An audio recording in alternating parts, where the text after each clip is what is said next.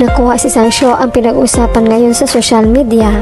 Sa video clip makikita na sa umpisa ay nakasmile at game naman si Paolo Avellino na nagpapakuha ng picture kasama si Kim Chiu. In fairness, all smiles, nagpa-heart sign at kumakaway pa nga si Paolo.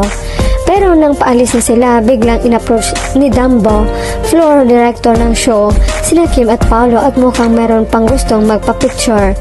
Okay naman si Kim pero nang sabihan si Paolo ay kitang-kita sa short video clip na parang may sinabi ang aktor kay Dumbo at instead of bumalik para mapapicture uli ay tumalikod na ito palabas ng It's Showtime stage.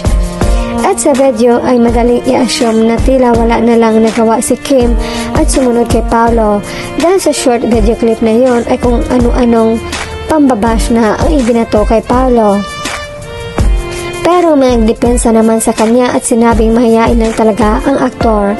Komento ng ibang netizen sa X, mahiyain ba yan, iubo ng bastos at ayaw mapapicture sa fans. Feeling sikat, kaloka, obvious ang frustration sa face ni Dumbo. Attitude talaga yan at that's a bit odd and rude. Kaloka na dahil lang sa isang short video clip na nakapadaling ikalat sa social media ay nahusgahan na si Paolo kahit hindi naman alam ng lahat kung ano ang kwento sa likod ng posibleng hindi na niya papapicture pa.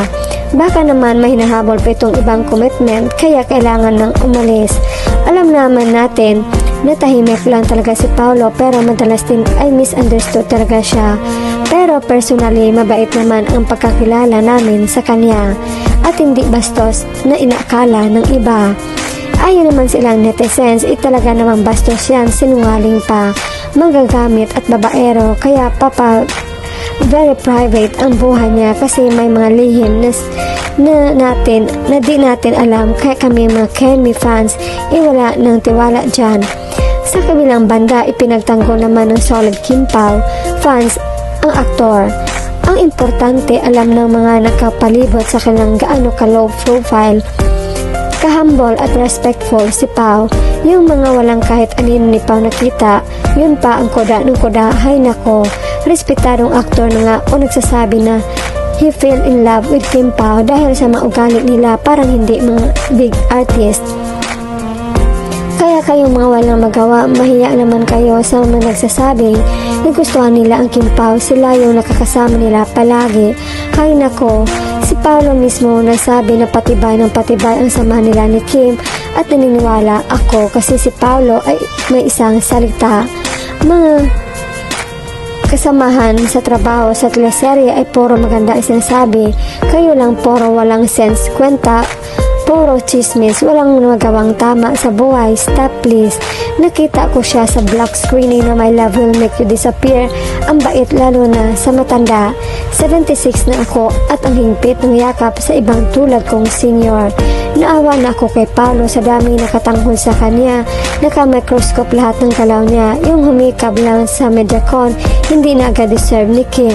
Grabe kayo, pahingahin nyo na yung tao. Aside sa showbiz, may ibang business meeting din yan na pinupuntahan.